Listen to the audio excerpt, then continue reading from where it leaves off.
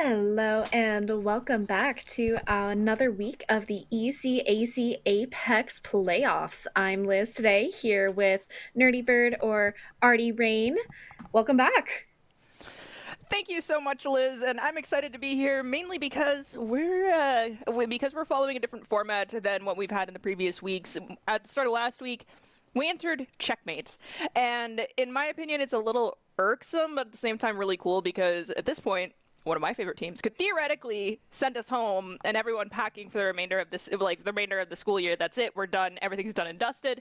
However, there are, a couple of other teams that are looking for the opportunity to rise to overcome the situation as far as the point disparity and bring things back in their favor, because we do have three teams that are very close to being in the same position as our top squad. With that being said, we do have 20 teams. Some of them you're familiar with, some you're not familiar with. And we can start out with the first 10 here, which are the GCU Esports Pookies, San Jose State, GFU Esports, Idaho Vandals, CatU Apex, Wazoo Esports, GCU Moonlight, GLL Apex Red, Weber State University, and FC Apex. And our next 10 teams are going to be Southern Arc Blue, Fanshawe Fuel, Weber State JV, UMT Grizz ULL Apex Black, Muskingum University Black, RMC Apex, ODU Club Apex, WFU Coruscant, and LIU Apex.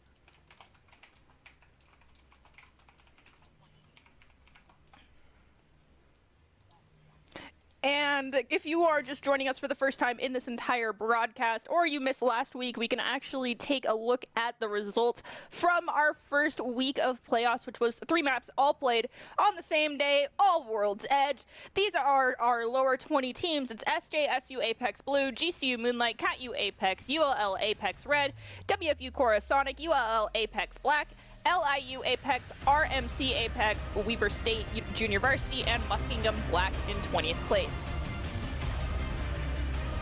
And of course, our top 10 teams from 10th place up are going to be UMT Grizz WSU Esports, FC Apex, ODU Club Apex, the Idaho Vandals, Fanshawe Fuel, Weber State University, Southern Arc Blue, GFU Esports, and the GCU Pookies are currently in first place with 57 points. And these are the three teams that I was talking about that are currently in Checkmate. So the way that this actually works is you need 45 points, and then you need to win the following map. So currently, we have the GCU Pookies, because there is 2 teams, I'll clarify that. It is 57 points currently. They are leading. Not far behind is going to be the GFU Esports squad at 40 points, and then the SJSU Spartans Esports team at 38 points. So theoretically speaking, if Pookies don't win map 1, it gives GFU Esports as well as Spartan Esports the opportunity to actually put themselves in Checkmate, and during map 2, any one of these 3 teams could end up being our Apex Legends champions. And so, of course, that does mean the Pookies are currently in the best possible position. But look, I have to say it. Here's how San Jose State can still win, guys, right? So even though they're in 11th place, hypothetically, any of these teams, if they earn enough of those elimination points or placement points, just like they've been focusing on earning throughout this entire series, they could still make it to 45 points and get a checkmate. So these first 2 matches are more important than ever. Of course, the first match has been crucial throughout the entire series, but today the first match could set anybody up to win.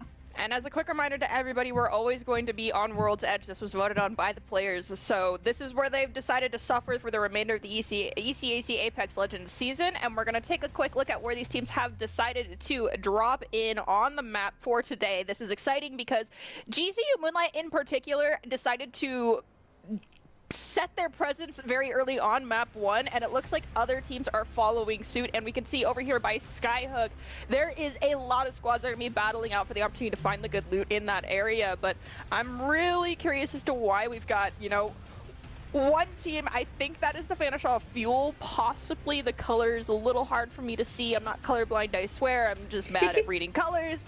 Is the only ones looking at Overlook. And then we have one squad, Lava Siphon, Launch Site, Stacks, Thermal Station. But I mean, Liz, Skyhook, do you think one team is going to eviscerate 3 squads early on? Well, if the Pookies have anything to say about it, and especially with their performance last week, it is a possibility. But looking at those colors, it looks like the Vandals are dropping there, maybe the Cougars as well. And I think that last teal, or that last pinky color, let's see here, the purple is going to be the other GCU squad, actually. So we might have an all-out GCU brawl to start things off.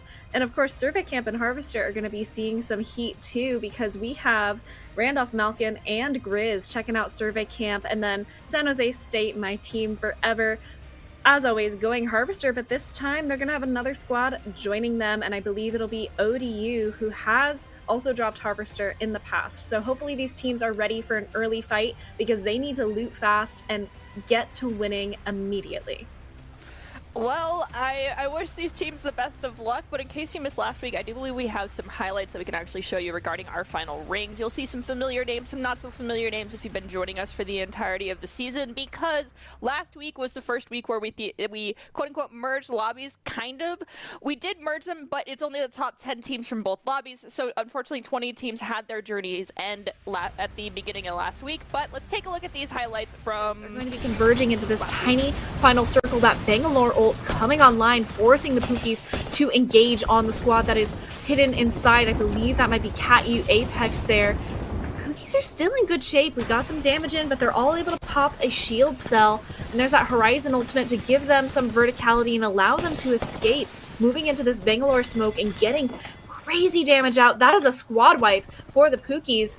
3 squads left, 8 players left, and I believe Pookie Pander is our kill leader. It's Solar Talks. It wasn't me engaging. And it looks possible third party attempted being done on the GCU Pookies will not end up working out. GCU Pookies still standing. They've lost. I cannot believe I'm saying this, but Who's Your Daddy is currently down. The revenge play does not work out either. It's just Pander. Go ahead and grab that utility from the Lifeline ultimate, but they have been drone detected. They need to migrate. The Pookies are getting a good scan of the low ground here. That's a great use of their utility, allowing them to survey the ground beneath them, where they know all those squads are going to be hiding just below the ridges of each of these rocks. And Pookies are taking a fight onto Hushlow, who does fall, meaning it is once again the GCU Pookies and Southern Arc Blue battling it out for the win. Our final 2 squads in this final circle. On the lookout for any heads they can spy over the tops of those rocks. They have been sonar detected, so there is a squad making a break for them at that rope there, but they just have such a command of this final zone. I mean, they can see everyone. Weaver doesn't even really have to move. They can just stay up there and wait for these 2 teams to eliminate, either fully eliminate one team and just to go take care of the last remaining squad. But there is a squad that's camping underneath them currently, that's using the threat of taking damage from the high ground opponents to provide them with extra cover, which is interesting because it does force our varsity team up here to end up using more utility than the team that's underneath them. So when they eventually go for the engage, it could be a situation where that drop is going to be the elimination of Weber. And we are down to our remaining 2 squads. I believe it is Weber State, and it looks like Ab, SXP, and Silent Joseph. We have gotten the knock onto one other. Weber State has decided to make that drop and commit, but that is at the cost of both Lone Wolf and Bosker here, leaving just 1 left alive for Weber State here, going up against Ab, SXP. It's down to just Fisher and Weber, waiting on that high ground. All right, so that is how last week ended up shaking out. That final map, during those last few moments when we had 3 squads, 1 on the high ground, it kind of reminded me of that meme where it's, you know, Obi-Wan and Anakin is on the ground. He's like, you have lost, I have the high ground, or however that thing goes. It was intense. I lost the ability to see the majority of the teams that were underneath the top squad that was standing on the high ground. Hopefully we have something reminiscent of that action happen this week. But Liz, I gotta ask, Can you explain a little bit more why you love SJSU a little bit? Well, it's a dual-sided love affair, I believe, because 1, I'm originally from the Silicon Valley area, so I have to go for my former hometown squad. We love you, San Jose, but also I think they have been really brilliant throughout this series. They have been a front runner in their initial ring. consistently. They were always taking engagements bravely. They had great control of the map. They knew how to use the map geometry to their advantage. I really like their creativity, but also their willingness to try new things. They've been, even though they always drop Harvester, we've seen that pretty consistently and that hasn't changed. They're willing to try new things when it comes to late game, and I think that's helped them stay afloat. Of course, they have dropped down to 11th place now, but look, I still am holding out hope. But of course, you're rooting for the Pookies today, right, Artie? Okay, look, if you were here with us at the beginning of our Apex Legends journey, I mentioned GCU Moonlight, who was in our lobby that we had on broadcast for the last 8 weeks, that they had a sibling team in the B lobby called the GCU Pookies. And when I was helping set up all the graphics, setting up the tournament, what have you, getting all the info in, I was like, oh my goodness, there is a team named Pookies. I gotta root for them, but I don't get to see them yet, so I'm rooting for the Moonlight squad until I get to see the Pookies. And now that I get the Pookies, I have to root for them. I'm going for the Pookies today. I don't care what other people say. I don't care about the voices in my head that are like, I don't want them to win. I want this to be exciting. We can't be checkmate already and like just they win map 1 and things and they're like, no. It has been 9 weeks and counting for me of rooting for GCU. I got the Pookies last week. They delivered and I want them to do it again. And what a season they have had. I mean, they held down first place in the B lobby and immediately moved straight into first place in the A lobby. So the Pookies are definitely a safe guess. And what started as a meme for the absolutely adorable name has turned into just a dominant season for the Pookies. So all that aside, I think you're probably have a really strong prediction today. And I wouldn't be surprised if they do take it in map 1. Of course, I want to see other teams put up a fight today. I'm rooting for San Jose, but I also have really been impressed with Weber State throughout this series. Both the JV and varsity squads have picked up wins consistently, and they're both holding it down in the top 10, which is really impressive that 2 squads from the same school have made it into top 10, just like GCU Pookies and Moonlight. Okay, girl, we're on the same wavelength right now, sharing the same brain cells, if you may. And for anyone who needs a little bit of caster lore here, I know it's unnecessary, but like I used to coach Liz in Overwatch, and then I've been coaching her in casting because I love casting, and seeing someone that I care about become, very well versed in the realm of casting has made me happy. And I'm sitting here, I'm like, but what about Weber State? And having Liz say that, like we're sharing brain cells, made me extremely happy. So yes, we have our teams that we favor. Obviously, there's hometown reasons, and then I adore the name Pookies, so that is why I'm rooting for the Pookies. And then there is the teams that have been surprising us, Southern Arc, Blue, and then we have Weber State. GFU Esports, I mean, in the very beginning stages, they were popping off, but they didn't adapt enough. Let's see if this week they've adapted, because they are at that cusp. They are very close to putting themselves in checkmate. Yes, we have 3 teams that are close, but there's other teams that can also do the same thing, because, I mean, you get bonus points for placing in the top 5, you get kill points, and then you have placement points. So theoretically speaking, even if we have these teams at checkpoint, we could not, there's a chance that things don't end this week, and someone like, the Cougars, Weber, Southern Arc, one of those teams, Core Sonic, any of these teams have the opportunity to pull the wool over everyone's eyes and get first place, get an insane amount of kills, and put themselves at checkpoint by map 3 of this week if we can prevent our top 3 squads from winning one of the first maps. And the best part is how possible that all is, because again, even though the Pookies have been excessively just above and beyond, dominant season for them, all of our squads, we've seen them pull out some crazy matches, and we have seen teams that were kind of middle of the pack or even bottom 10 reach new heights and score points that I honestly didn't know they had in them. We've seen Muskingham, we've seen Grizz Copper and Grizz Maroon do great throughout this season.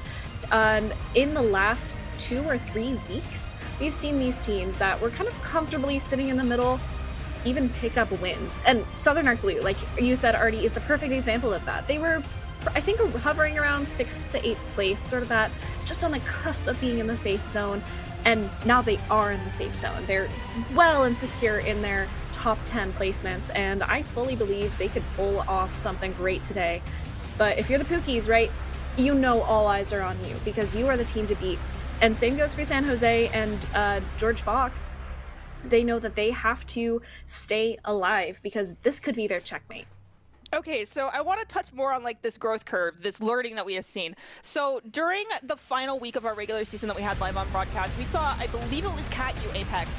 They decided to use caustic barrels to basically lock themselves in a building, and then they had their Wraith create a teleport so they could get out, and they set a trap for a team. It worked the first time, but then they did it again on another map, and unfortunately it didn't work out as favorably that time, but they still were successful. However, last week we saw multiple teams try to pull off this strategy. Some did have a Wraith, some did not. Some substituted the Wraith for a Valkyrie, but I digress. I really hope we don't see these attempted trap sets this week, because if you follow the idea of game theory, you trust the idea that this team has done this historically, they're going to do it again, so you don't fall for it. So I want to see the adaptations, the changes. I want everyone to take a page out of Southern Ark's blue book and be like, look, let's stop being predictable. Let's change our playstyle dramatically. GFU kind of started doing that, but I hope this week we see a lot more changes for everyone across the board. And so as our teams are dropping in, remember, they did submit their drop sites for these playoff matches ahead of time. So you can see their squads are migrating to the zones they indicated. And so far, WSU and GFU are up in that northern corner, and Skyhook, Trials, and Lava Fissure, along with Weber State JV, looking nice and comfortable, but also Survey Camp looking pretty crowded so far. That one wasn't what I was anticipating, considering we only saw one team indicating they were going to drop Climatizer. Yeah, I don't know, perhaps. I don't think there is a hard-written rule that we have. It was more like nice to have intel for broadcast. They theoretically weren't sharing it with the world until we went live. There's a chance that these teams did swap up where they were landing just to try to be a little more unpredictable. But with that being said, I don't mind it. We're taking a look at Cat U Apex doing what I love seeing being done, which is loot goblining. However, another squad that we are not looking at, it is that Pookie's team. They are loot goblining up, like, all over the place. I can tell you that much just because of how much util they're willing to spend to engage and win on the fights that they choose. Last week we saw it. There was a grotesque amount of thermites and smokes being used left and right, as well as the throwing stars. It was disgusting. So that means that they loot heavily, they get max loot very quickly, and then they go pick their target, clean up, take their loot, and move to the next loot location. I love the strategy. I'm here for it. But now Cat U Apex, they're camping out a little bit more, waiting for this ring to close. I'm wondering, they do have Bloodhound, so they have the opportunity to scan, figure out where the ring's going to start rotating towards. So they need to come up with a plan. Where are we rotating to pick up loot that that other people may not have already grabbed? And who might we run into based off of the theoretical drop sites that they honestly told us versus where people actually landed? And having that ability to predict where the ring is going to go, but also to scan for enemy teams, has been something that has led several teams to greatness. I mean, last week we saw the Pookies give a masterclass in that, using their Bloodhound sonar, using their drones from Seeker to flush out enemies that were hiding and kind of scare teams like Cat U out of their trap sites. And even George Fox kind of set up their own trap we saw last week. That one didn't end up panning out for them. So I think you're right that this week teams are going to be hopefully camping less. They've seen that that is a strategy that has sort of burnt itself out and is no longer going to be what you need to win in playoffs, because everybody is leaving it all on the field right now, including GFU, already at that tier 2 Evo shields. We got those blue shields, and they're taking sort of a long range engagement across. There's another squad they can see under that Apex Legends banner, that bright red one there. I don't quite see what they're shooting at, but I believe from the bullets they are willing to expend right now that there is somebody there. And they're going to go ahead and leave a caustic barrel for good measure. Now, George Fox has historically run a lifeline, but they've recently swapped over to a caustic. Kind of makes sense with the shift in the meta, but I personally will always prefer a lifeline to a caustic in this scenario. So we'll see if this pans out well for them. Look, if you can't tell, Liz is a support player in Overwatch, but I digress. I'm in the same boat. I like Lifeline, but I like the utility that Caustic provides, and with the meta shift, I respect it. Also, I want to touch a little bit more on the lack of camping versus what we saw last week. I think it was really showing its ugly head last week when we saw squads that had full-blown maxed out Evo shields by like second or third ring. The teams that weren't camping did this, so I I understand the want to be safe, but you need to get rid of that. We already are looking at Weber State Junior Varsity. They're at the second level Evo Shields as well, demonstrating the fact that they are not camping either. This is another team that early on we saw hiding in buildings. They were hesitant to rotate early. Now they're claiming space. They're using the information. A lot of teams going with these bloodhounds to find out where other squads are, find where they need to rotate, and make plans early. The best plans do have backup plans, but it's better to have a full-blown plan than have nothing at all. And a plan is what you need as you are moving into an area where there's at least 2 or 3 team fights happening right now. Weber State JV, they were making bold moves, but it seems they have backed off because it wasn't me. Tox and Solar are currently taking on UI, Forza, Mojo Hopper, and Jack Dub. Both really formidable squads. We have seen these teams go at it. The Idaho Vandals were in our B lobby, and they're a squad that I have been really impressed with in the last week. I want to see more from them. I hope they go crazy today because they were picking up solid picks consistently throughout that last round, but they're going to go ahead and move away from It Wasn't Me, Tox and Solar, make an escape for the mine pass. Meanwhile, Weber State has encroached on their territory. They want these picks. They are playing exactly as aggressively as you need to play in playoffs right now, and hopefully it'll pan out well for them. Instead, this other team uses the cover of the rock, and they're going to get to safety very early. I also, minor other caster lore dropping here. If you don't know, I'm in Idaho. Specifically, I go to a school that has a Bronco for a mascot. So typically the Vandals are a rival school, but since they're not since that my school is not here, I'd love to see the Vandals pop off as well. But this is it, the Pookies. I want to see some bloodthirstiness. Also, Who's Your Daddy? Unfortunately, last week I think literally got jump scared. You can see it in our final ring highlight video. This squad popped off, but then when you get too big for your britches, you stop looking for the information, you're unaware of where the third party's coming from, you get punished. And that's what happened to the GCU Pookies last week, so let's see if that happens again. This is the other squad. This is GCU Moonlight, Little Baka, Bookworm, Order. Little Baka, I hope you're not being used as a human shield as much as you used to be. And now we're going to look at ODU Club Apex, one of those other teams that came from our B lobby that we did not have a lot of intel on. It looks like already we are in need of crafting a banner and resurrecting one of our teammates. It sucks to lose someone early, but now we're going to rely on, I don't know if I want to call this a tried and true strategy of camping and praying that someone walks in, but we can see a caustic barrel over here. We're just going to wait things out and play for safety as we look at Jack and Dub for the Idaho Vandals team. Again, this squad is out in the open. These are the teams that are taking bold positionings early on. I'm loving it. I'm here for it, but we have not really seen a whole lot of action just yet. We have 19 squads remaining. One squad is gone, but it was done in such a manner that it was like a war of attrition because of the way that team was picked off. I think literally it was lost one player to one squad and then kept losing one periodically during rotations just because they didn't have their heads on a swivel. Awareness truly is everything in this game because if you're familiar with Apex Legends, you of course know this, but if you're coming from other FPS matches like Valorant or Overwatch, you will notice that there aren't outlines on enemies in Apex Legends. It's a small detail, but it kind of changes the game because it forces you to rely on the intel you can get from your intel agents. You really need your Bloodhound, your Seeker, whoever you're running to be focusing in absolutely locked in today. They better have drank their advanced GG before they started these matches for sure. But I mean, like, I drank mine. There you go. So Artie's locked in. Come on, guys. Everybody needs to be. It looks like the zone is moving to the bottom left. I would not have expected that considering it started top right up by Climatizer, but now we're moving down to Harvester, which is great for San Jose State. That is their comfort zone. That's where they drop just about every single week. But Fanshawe Fuel, looks like they have an engagement here, also kind of taking the camp behind Caustic Barrel strategy, which, I mean, hey, I can't knock it, but I was hoping for some more passion, energy, drive today. More passion, more energy, more energy. I mean, yes, it works. And like we spoke to one of the GFU players after the broadcast because at the end of the day, Liz, I know you went to GFU, so we get insider information from them. Indeed. And we get to understand about why the Caustic Barrels are so powerful. I love the cover, but I mean, if you are trying to get the Caustic Barrels shot, literally it means you're also risking your own hide at the same time unless you're trying to just catch someone by surprise and, you know, someone accidentally shoots one when you're not even there.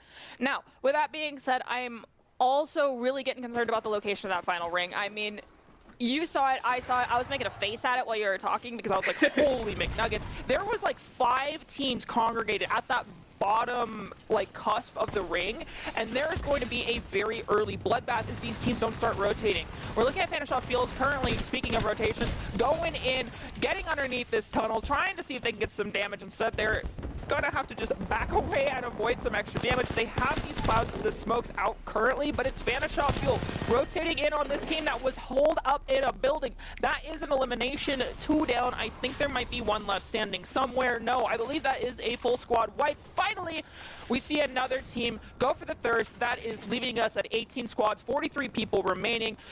We also are taking a quick look at WSU Esports, at those purple Evo shields already. I'm loving this. These teams, I don't care if you don't get the eliminations early, as much as I want to encourage the all-out brutal brawls, but demonstrating that you're willing to take the risks to go get those higher shield values, to just do damage and know that you can live through it, I think is a trademark of these squads that are being very successful. Oh, Shmubby. Shmubby, are you the only one? Oh no, San Jose State, don't do this to me. Come on. I think Come on, that's Shmubby.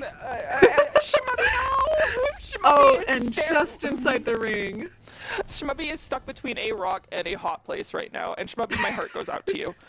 I hope they pack their sunscreen today. But just like you were saying, Artie, it really comes down to burning through the enemy team's utility and their resources, because we have seen squads lose in, and I'll pick on GFU because, like you said, I'm an alum, I get to do that. But we've seen GFU lose because they didn't have resources to sustain through a final fight in the last 2 rings. We have seen that happen to other squads as well. You need to be taking these early fights and getting yourself set up for success, but if you don't take early engagements, you're also allowing other squads to stockpile their resources, and at a certain point you just can't burn through however many shield cells you'll have at the end of the day, and if you run out of bullets, that's on you. That's going to lose you a match. So it's really a balancing act. You have to take engagements where you can, build up your Evo shields, but make sure you're not burning through your resources, because if you're constantly taking these dry fights and not really getting much out of it, it might become a double-edged sword. I like to look at it as the juice worth the squeeze, for anyone that's old enough to know where that quote came from. Thank you. I didn't just make it up. Because obviously during this time period, we saw 1 elimination on, 1 squad wipe, but there has since been multiple squad wipes occurring, and I think it really has come down to these teams being willing to go out, find other squads, eliminate them, and know that if this squad is here versus where the final ring is at versus where we theoretically thought they started, there's going to be more loop between these corpses and the end zone we need to get to. So that is how these teams are playing. They have a path set up. We've got a team going after another squad right now, and I really think these camping teams are going to be in hot water soon. You talked about the importance of having your utility, and GFU, I'm sorry to pick on you, but you were just an example we had tremendously throughout broadcast. While you were successful, the issue that came is you ran out of ammunition, shield cells. You'd pick your spot so early, knowing where the final ring was, that you set yourself up for failure if a team decided to go and find you, which started happening midway through this season. Now, they've changed that since then, but it demonstrates how bad these camping setups can be if not done properly. Now we're looking at the Idaho Vandals. They're still chilling out at these level 2 Evo shields, which means they haven't found a lot of opportunities to find engagements. LIU Apex kind of in a similar boat right now. Theoretically, they might be able to find an elimination, and they still need to craft the banner for their Bloodhound to get back online. One of their teammates is cracked, and now their banner also needs to be picked up. They were bleeding out, and now they're gone. Theoretically, we could see, not even warmed up yet, somehow manage to get the opportunity to get their 2 teammates back, but this early in the rounds, to be down to 1 player similar to Shmubby, sorry to bring up some wounds for you, Liz. It makes things rough. You are now just literally going for placement points, and as a reminder, the top 10 teams do get extra points. So already we're down to 9. LIU Apex gets themselves extra bonus points. And if you're LIU in that position, if you're Shmubby, if you are ODU, who, as we noticed, is playing down 1 today, I feel like a lot of our advice, unfortunately, goes out the window, because you do have to start camping. It makes sense that ODU is relying on picking a building, setting it up, and lurking, because you're down a player, so you either have to full send it and take risky engagements and trust that your aim is better than the enemy squad's aim, or you just have to go in knowing that you're going to get as many points as you can before you die, because you're at a huge disadvantage. I mean, even playing down 1 person, I really respect the teams that are going in today down 1. Like ODU, kudos to you. My goodness, that is a really, really tough spot to be in. Meanwhile, Cat U, also along with WSU, so far the only squads you've seen with purple Evos already. So they are taking those engagements and running with them. Idaho Vandals is currently in an engagement themselves, but they have the high ground, as I mentioned. It's been showing how important it is, but not being too high off the ground that you are kind of just revealing your backside to everybody. They will get the thirst in the elimination. We're down to 7 squads, and we are at the 4th ring closing currently. This is very similar to how last week shook out. We had a lot of teams get very bloodthirsty during map 1, and then map 2 there was a dramatic shift. Where also, this is our ODU Club Apex. They have one player standing who is risking it for the biscuit going through the lava. I think they might have burned alive. I'm not positive. We're down to 6 squads left remaining. We are at Fragment with Vanishaw Fuel and God Awful. I don't know how you get away using that username considering you are at Red Evo Shields. You are the only person thus far with that. You are not God Awful. Change your name. And I also believe God Awful is right now our kill leader. They were the one that single-handedly knocked a squad earlier, and looks like that's another squad wipe for Fanshawe Fuel, bringing us down to 5 squads left. 15 players in this round, so each squad is still at a full round, which does mean, I believe, San Jose State and ODU, I'm sorry, your time has ended for this match, but there's always another one, especially San Jose. Come on, you can do it. Meanwhile, looks like UI, so the Idaho Vandals are going at it right now with Fanshawe Fuel. Could we see our kill leader get eliminated here during this scrimmage with the other team? I mean, God Awful, you have these full shields, the caustic barrels are out, but you are kind of in a place that is a little painful if you end up in the wrong area. I mean, you think sunburns are bad, you think the storm is bad, well, lava is also very painful. Lots of spicy things are not environmentally friendly for us in this zone. We use the scan, we're going to continue to move forward. We also are sharing our loot with our teammates to make sure everyone can heal up. Now, looking at Cat U Apex, I believe this is the team that is currently raining Hellfire down on the Vanishaw Field. No, it is not. Or they're looking at a different team who is currently, again, using the smokes for cover because they are wide out in the open. This is why having that smoke utility is so important when you want to go for these long rotations, go out in the open, get early damage out. The sonar has detected some people, but I'm not positive Cat U is going to go after them. They found where all 3 of them are. They are out of line of sight currently, but they know their locations and the storm is encroaching on them fast. Once again, these final 4 squads caught between a very toasty place and several other teams that are in it to win it right now. Because, I mean, Cat U, Fanshawe, Idaho Vandals, these are some of our top contenders from both lobbies. I sound like a broken record, but it is so worth pointing out that these are the squads that have been in it consistently, and that's WSU down in the corner with Zalif, Diamond, and Watson, and they have 2 red Evos, which means they have been consistently putting out damage that no other squad has yet matched, even though Cat U, I'm Risky, did just get that final red Evo for themselves as well, but they have been sonar detected, and they are currently triangulated with 2 other squads up against the back of a mountain. When the ring starts to close again, this is the final circle. They have a minute to win it all or die to the storm. I do not envy that position.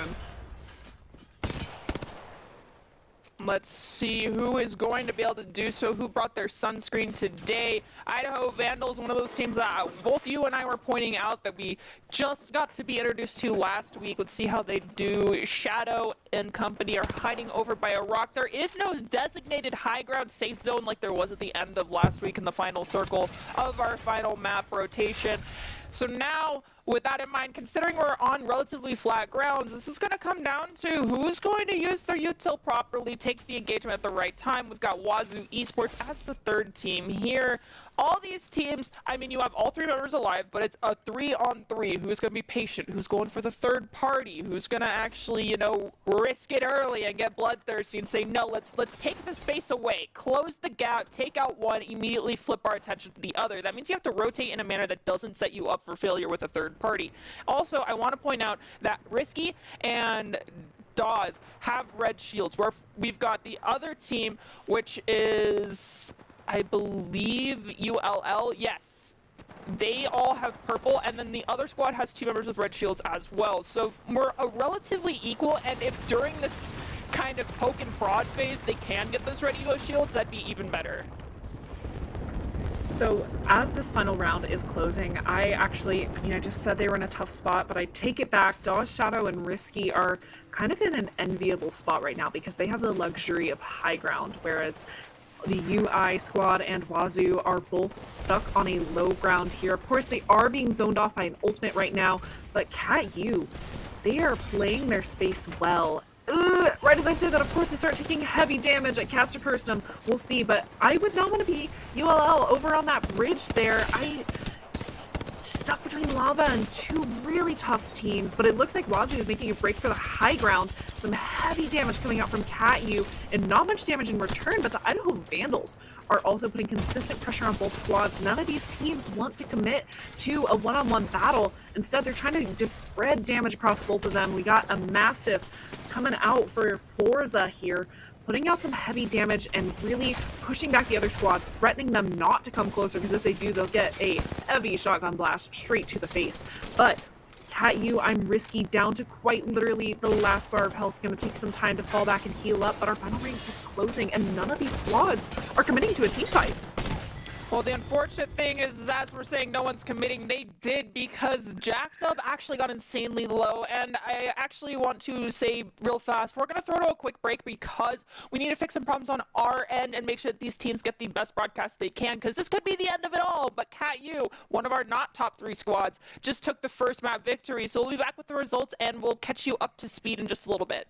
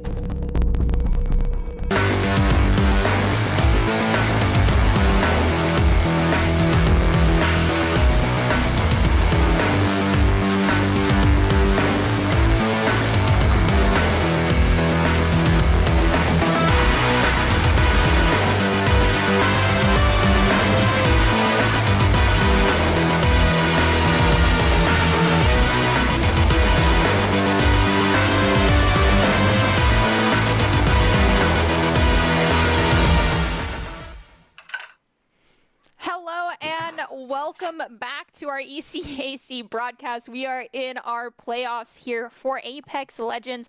Currently, we have 3 teams that are at checkmate in our playoff series. However, the way that checkmate works is that once you hit that skill cap, the score point cap, what ends up happening there is that you have to then win the next map, or your next map win. However, neither one of the 3 teams that we had on top that were placed very close to getting at checkmate, nor our checkmate squad, ended up being victorious. And we actually do have the results of the last match because it was Cat U Apex who ended up on top. Unfortunately, Liz, SJSU, they were struggle busing a little bit. Let's hope they do a little bit better next map. But let's take a look at those match results from map number 1. And as a quick reminder to everybody that is just joining us, we are on World's Edge and we will be here until the very end of the entire series. Now, from the bottom up here, starting at 20th, it is Muskingum Black, and then we have Weber State Junior Varsity, RMC Apex, ULL Apex Black, WFU Coruscant, LIU Apex, ULL Apex Red, SJSU Apex Blue, UMT Grizz Wheat, and GCU Moonlight.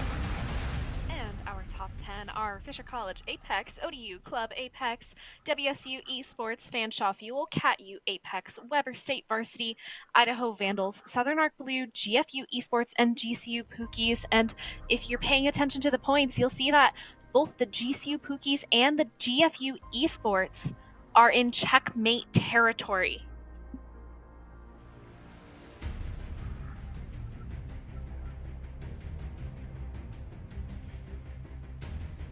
And so our top 10 are going to be Fisher College Apex, ODU Club Apex, WSU Esports, Fanshawe Fuel, CatU Apex, Weber State Varsity, Idaho Vandals, Southern Arc Blue, GFU Esports, and the GCU Pookies. And if you're paying attention to our point totals on the right, both GFU and GCU are in checkmate territory for this next map.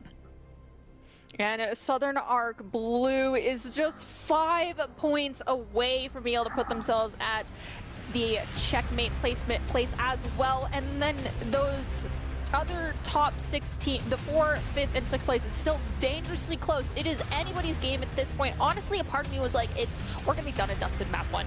But after just seeing CatU Apex come out on top, and like we really, after we got to the last, I want to say 8 teams, none of our top squads were there anymore. It was dog eat dog, anyone's game.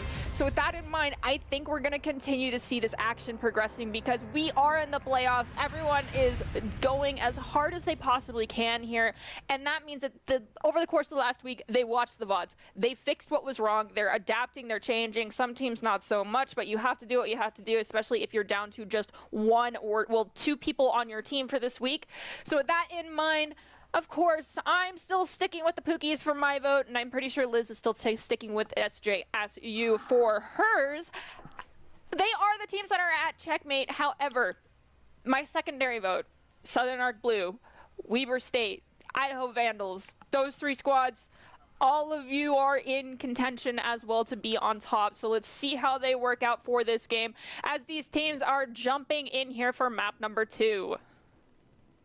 And we'll be paying special attention to see if any of these squads decide to mix up their landing site. You know, I love you, SJSU, so take this with a grain of salt, but they've been landing the same spot every single week, and it frankly hasn't been panning out for them, but it does look like they have dropped back down to Harvester, so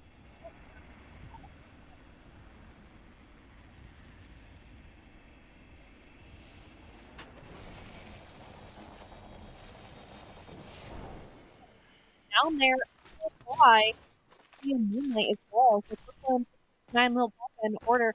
In our hot zone, we have Black and Southern Arc Blue. It looks like Open ready, and our next circle is going to be in the map. RMC Apex. Squad but we've been consistently placing well. We're still in the early enough stage of the game where it's loot goblin mode. However, there was, I was looking at it on our mega map. There were some teams that really wanted the high tier loot, and so some of them decided to drop in the northeast quadrant of the map in that loot zone. No fight really has broken out just yet. Our observers would have taken us there immediately, other than some, little warning shots like, hey, get out of my territory. This is my house. So it's WFU Coruscant is the ones on the high ground using those caustic barrels again. But this ODU Club Apex is that team also doing a similar strategy. But this is one of those squads that is just 2 members, also SJSU. Honestly, being in playoffs, because we haven't seen ODU enough, we don't know if consistently they have had to deal with being 2 players and they've made it this far. Kudos to you if you have. But either way, these teams that are currently at 2 members already, best of luck to you. Go for the third parties. Do the things that people would say, oh my gosh, why are you playing like a rat? I support it. You have to do what you have to do when you're already down 1 player. Exactly, and so like we said last map, truly a lot of our advice goes straight out the window when you're a squad of 2 or even a squad of 1 like poor Schmuppy last round. LIU Apex already down 1, so they're in that territory where now you're playing defensively, and you have to in order to survive here. The goal would of course be to recover that banner, but we've not seen many teams go for that because of the sheer fact that it exposes where you are. I mean, that recovery is loud and it takes a long time, so it makes you incredibly vulnerable for several seconds. They're always in exposed areas, so at a certain point it becomes not worth it. And it looks like Narita, the last person alive for LIU, has been sonar detected by LIU Apex, who are rapidly pushing in on that. Polar Toxin, It Wasn't Me have been absolute fiends throughout this season, and they get that final squad pick, taking us down to 19 squads left, 54 players. And this comes with the caveat of just the way that the meta has shifted. A lot of teams were running that lifeline, as Liz and I mentioned during our map 1, but now we've changed it in favor of different Apex Legends players. And with that in mind, these players, maybe perhaps they're not used to playing, you know, going for the caustic over playing the lifeline. I trust that most of these players are very dynamic in their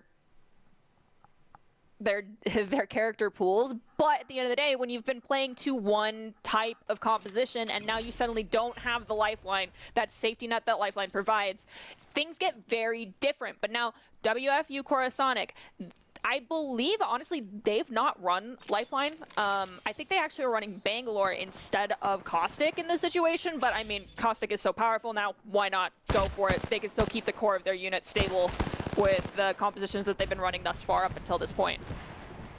And Coruscant on the low ground taking a bold engagement. And it looks like they're gonna try to cut off the downstairs exits of this tower, but no, it looks like Falcon is gonna bail and Blue Rave is gonna take the hit as well. The old 8th is off to the complete other side of the tower here, cut off, probably gonna circle around and try to meet up with their squad. RMC Apex in a similar position here, down by this next tower.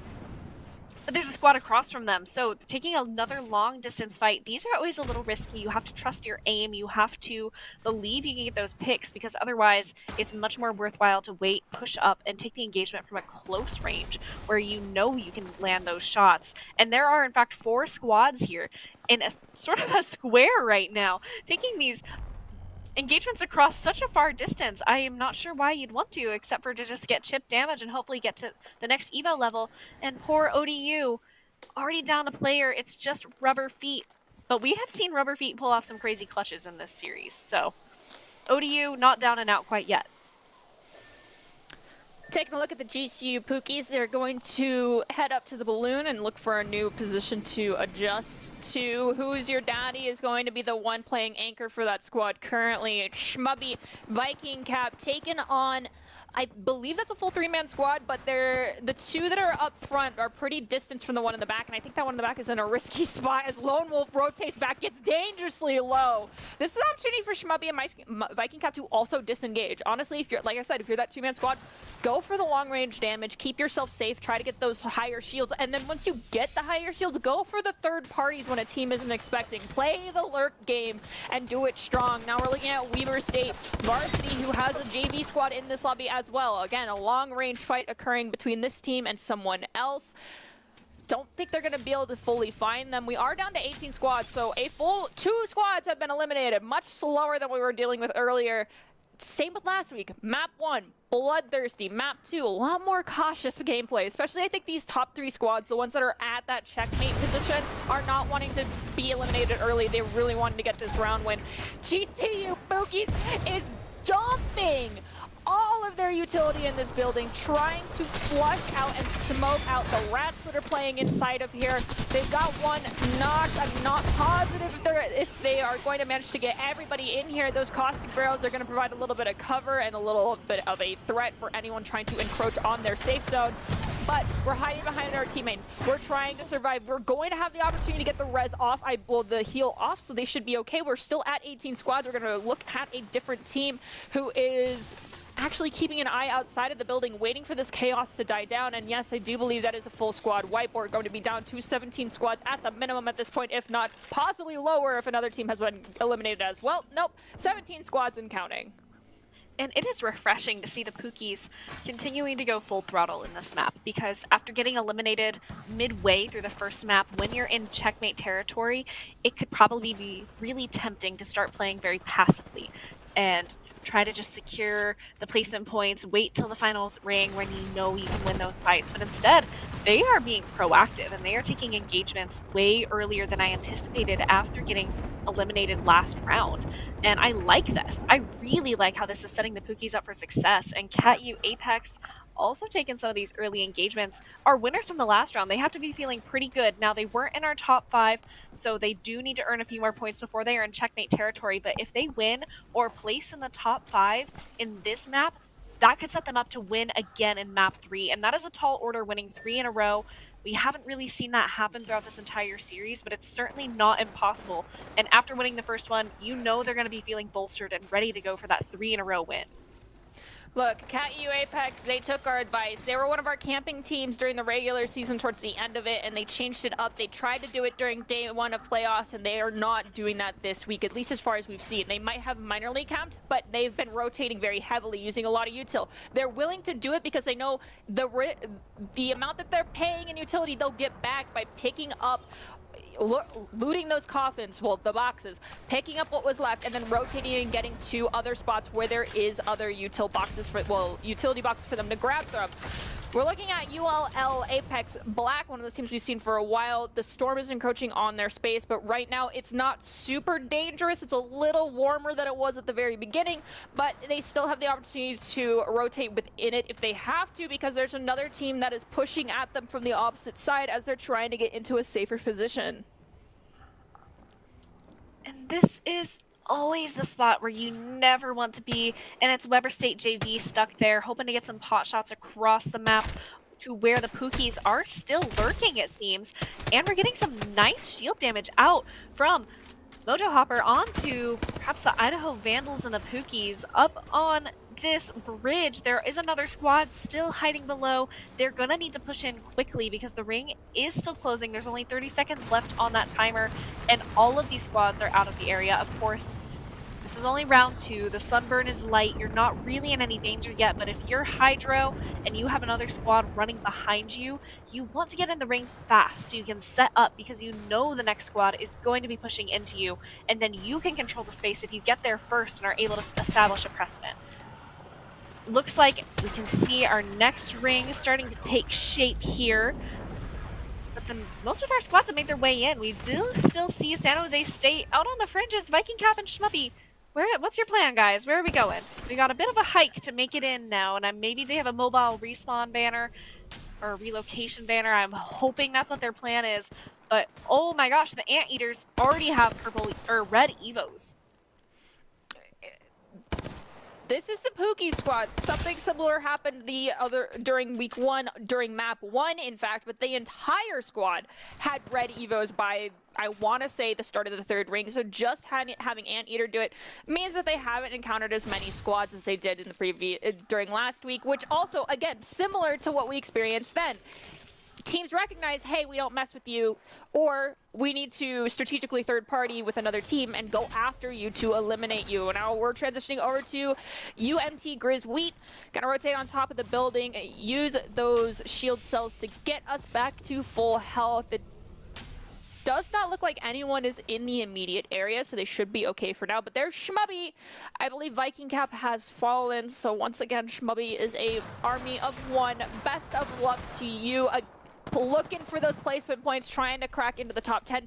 No, Viking Cap was hiding right behind Schmubby, so duo is still intact. Good for you two. Rubber Feet, wondering if your squad's okay as well. One of those teams that we saw earlier that is just down to 1 player. They did manage to get the revive. So, ODU Apex, SJSU, best of luck to your duos. Hey, you know, I love rooting for an underdog. ODU, Apex, San Jose State. Come on, guys. Got this. It's anybody's game right now. But it's especially looking like Weber State Varsity's game. They have been playing these rounds perfectly. Doing everything that you were talking about, Artie. They are knowing when to lurk, when to push in. They have their rotations down pat, getting some damage in on this team that's escaping, and then they're going to go ahead and take their Pathfinder rope to get the heck out of there. Meanwhile, George Fox doing what they know best, setting up on a high ground and doing damage from afar. You know, this strategy has served them well in the past. We started to see it burn out on them and become less successful as other squads started catching on, but beauty of playoffs is there's 10 other squads you haven't played against and 10 other squads who don't know GFU's strategies, and it's working out well for them right now. They're getting some heavy damage in on the squad that is on top of the building just below them, and in fact, we have 4 squads brawling it out right now. V-Lone, the last sole survivor of their squad, did just send out a Seeker ultimate, getting some drones in the area, and they are going to need to make a break for it, ideally while these squads are distracted with one another. And this is Weber State Varsity, one of those 4 squads we were just looking at from above thanks to our overall fly cam. I believe behind that truck is where our Lone Wolf is currently sustaining. They have 55 seconds to make a plan and rotate. And now we're transitioning to ULL Apex Red. One player still has yet to upgrade to this purple Evo shield, still chilling out on these blue ones, meaning you got to get a little bit more involved as you're looking to catch up to the other teams. We have yet to drop down from this 13-team spot. Yes, there is Lone Wolf. They're actually not behind the truck. They're behind a wall entirely. So no info given, no info taken.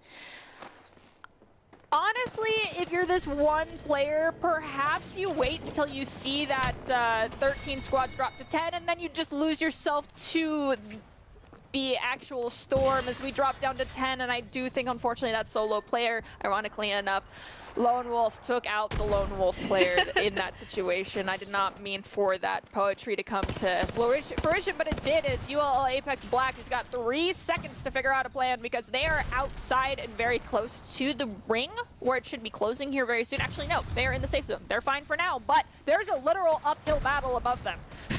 This is not a spot I think anyone wants to be in. Not only that, but we have heavy thermites coming out from GCU Moonlight, the squad just around them. GFU, king of the hill right now, holding down that high ground. They got their Pathfinder rope set up. They know exactly what to do here, and they're feeling nice and cozy. The only squad that's made it up there so far, ULL Apex Black does have, it's like, maybe a fighting chance as they are forced to push, or GCU is forced to back off, and ULL Apex is going to get heavy damage into the Bloodhound. They're moving in here, taking this space aggressively. They want that Bloodhound down, and they get the knock from Hydro. Statics is moving up to a purple Evo shield. ULL Apex Black taking space and taking names. We have 2 knocked. GCU Moonlight, but Order and Little Baka bring it back. They're able to get a squad wipe on ULL Apex Black. We saw the ult come through, and honestly, 2 players got knocked, and our one solo that was still up and running kept pressing forward. And I think not monitoring how much damage you were taking and just thinking that you're going to outduel Little Baka ended up being your Achilles heel in that situation. KatU Apex, also another team that we have seen make adaptations, is going for that high ground play, but they're not as high up as we have other squads as well. And they do have the mobility thanks to their whole setup that they have. So that will be nice when it comes to be necessary, but we're currently down to 5 squads left standing, and we've got 30 seconds before this ring starts to close once again. And you can see how small in that mini-map just above on the left this ring is going to get. And having 5 teams in that zone, it's going to be an absolute bloodbath. So I think we're going to drop it down to 4 very soon because we have line of sight on this one team that was not as high up as KatU Apex was. And KatU said, okay, you don't want to come to our high ground, we'll come to yours. And they decided to drop down, claim the space, and surround this poor team here.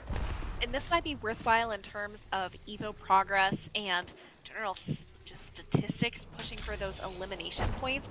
But I actually love that 2 of KatU's members are retaining that high ground, because as we could see, the next ring is going to force GFU off of their mountain and down into this plain with only a few boulders of natural cover.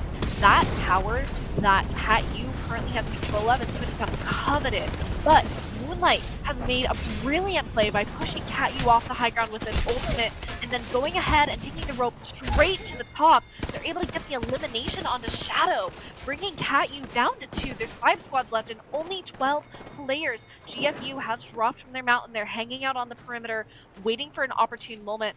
Dawes is hoping to get the revive, and it does look like they get the revive off on their teammate, but they are now down 1.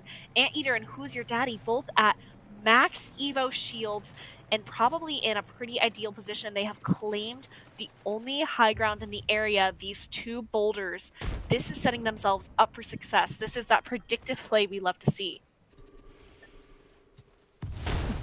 GFU Esports, it looks like it is one of our teams that is at checkmate. But then also, I'd like to mention that we have GFU Poogies still here in the running.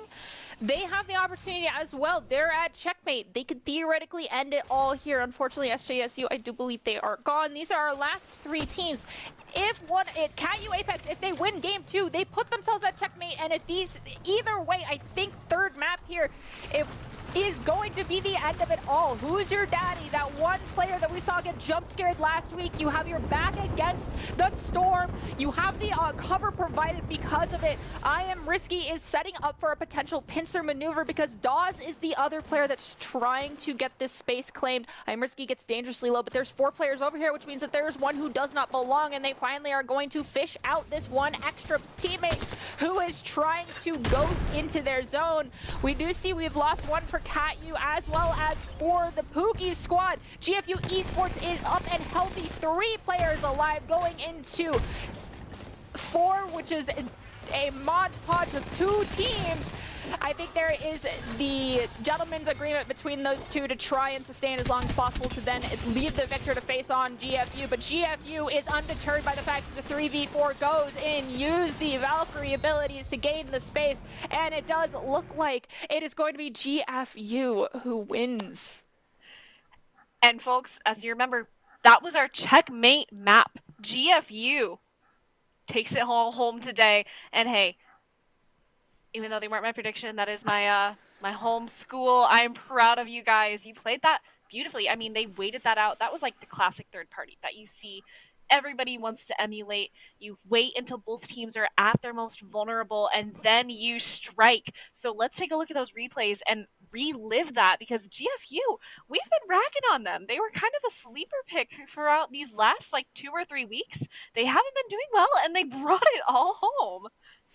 I also think one of the members, I jokingly, I love and appreciate this member, by the way. I threw shade, and he was like, yo, I'm hurt. How dare you? And I think maybe by me pseudocaster cursing them, they decided, nah, we can't let Artie have their way and lose today. So they decided to risk it all and win this championship for themselves.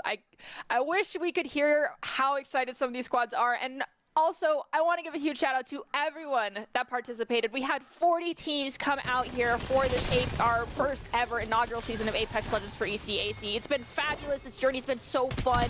Getting to see the growth of these teams from day 1, week 1 into the playoffs has been astronomical. I love seeing it. Remember, they're student athletes, so learning is always important to them, and we've seen just how important it is across the board. They've grown so much as players. Hopefully they're still doing well academically, because you got to remain eligible to play for your school. But with that being said, congratulations GFU Esports. You pulled it back in your favor. You got a little sleepy midway through the season, but at the end of the day, you're our first ever Apex Legends champions here for ECAC Esports. Hats off to y'all.